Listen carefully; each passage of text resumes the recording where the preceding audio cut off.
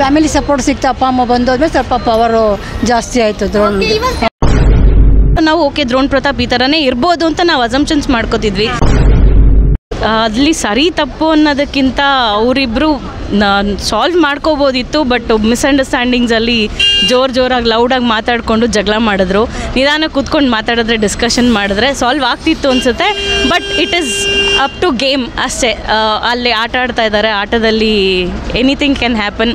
So ಒಬ್ರಿಗೆ ನಾನು ಸೋಲ್ಬಾರ್ದು, ನಾನೇ ದೊಡ್ಡವನ ಥರ ಕಾಣಿಸ್ಬೇಕು ಅಂತಂದರೆ ಎಲ್ಲರ ಮುಂದೆ ನಾನು ಚಿಕ್ಕವನ್ ಆಗಬಾರ್ದು ಅನ್ನೋದಕ್ಕೋಸ್ಕರನೂ ಅವರಿಬ್ಬರು ಸೋಲ್ದಲ್ಲೇ ಗಲಾಟೆ ಮಾಡಿರ್ಬೋದು. So anything can happen. Okay ma'am. ಅಂದರೆ ಇಷ್ಟು ದಿನ ಸೈಲೆಂಟ್ ಆಗಿರೋ ಡ್ರೋನ್ ಪ್ರತಾಪ್ ಸಡನ್ಲಿ ವೈಲೆಂಟ್ ಆಗಕ್ಕೆ ಏನು ರೀಸನ್ ಮ್ಯಾಮ್? ಅವರು ನನ್ಗನ್ಸೋ ಪ್ರಕಾರ ಫ್ಯಾಮಿಲಿ ಸಪೋರ್ಟ್ ಸಿಕ್ತು. ಅಪ್ಪ ಅಮ್ಮ ಬಂದೋದ್ಮೇಲೆ ಸ್ವಲ್ಪ ಪವರು ಜಾಸ್ತಿ ಆಯಿತು ದ್ರೋಣ್.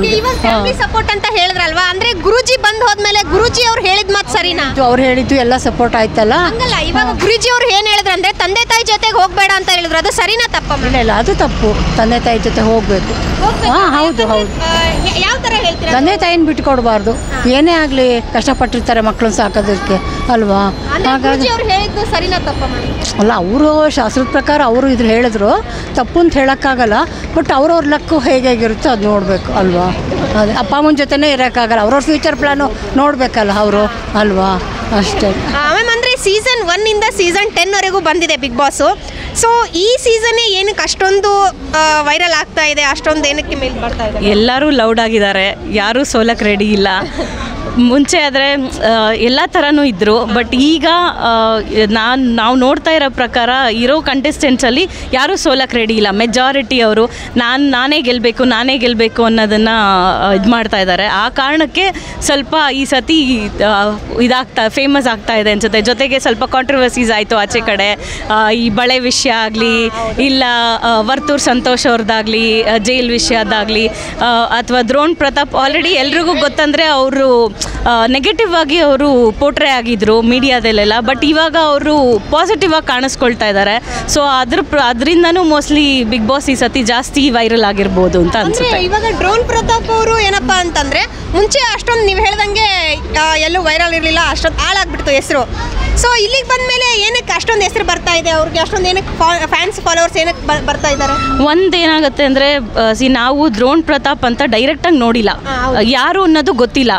ಬೇಸಿಕ್ಲಿ ಯಾರೋ ಒಬ್ಬರು ಹೇಳೋರು, ಮೀಡಿಯಾದಲ್ಲಿ ಟ್ರಾಲ್ ಮಾಡೋರು, ಅದನ್ನು ನೋಡಿಕೊಂಡು ನಾವು ಓಕೆ ದ್ರೋಣ್ ಪ್ರತಾಪ್ ಈ ಥರನೇ ಇರ್ಬೋದು ಅಂತ ನಾವು ಅಸಂಪ್ಷನ್ಸ್ ಮಾಡ್ಕೋತಿದ್ವಿ.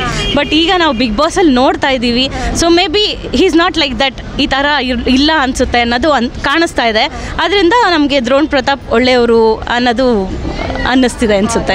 ಮ್ಯಾಮ್, ಏನಪ್ಪ ಅಂದರೆ ಹೈಯೆಸ್ಟ್ ವೋಟ್ ಇಡೀ ಕರ್ನಾಟಕದಲ್ಲಿ ಹೈಯೆಸ್ಟ್ ವೋಟ್ ಬಂದುಬಿಟ್ಟು ಡ್ರೋನ್ ಪ್ರತಾಪ್ ಅವ್ರಿಗೆ ಬೀಳ್ತಾ ಇದೆ. ಏನಕ್ಕೆ ರೀಸನ್ ಏನಿರ್ಬೋದು? ಹೈಯೆಸ್ಟ್ ವೋಟ್ ಅಂದರೆ ಹೇಳ್ತಾ ಇದ್ದಾರೆ ಇಷ್ಟು ವೋಟ್ ಹೈಯೆಸ್ಟ್ ವೋಟ್ ಬರ್ತಾ ಇದೆ ಅಂತ. ಬಟ್ ಯಾರಿಗೆ ಬರ್ತಾ ಇದೆ, ಯಾರಿಗೆ ಬರ್ತಾ ಇಲ್ಲ ಅದು ಇಲ್ಲ ಗೊತ್ತಿಲ್ಲ.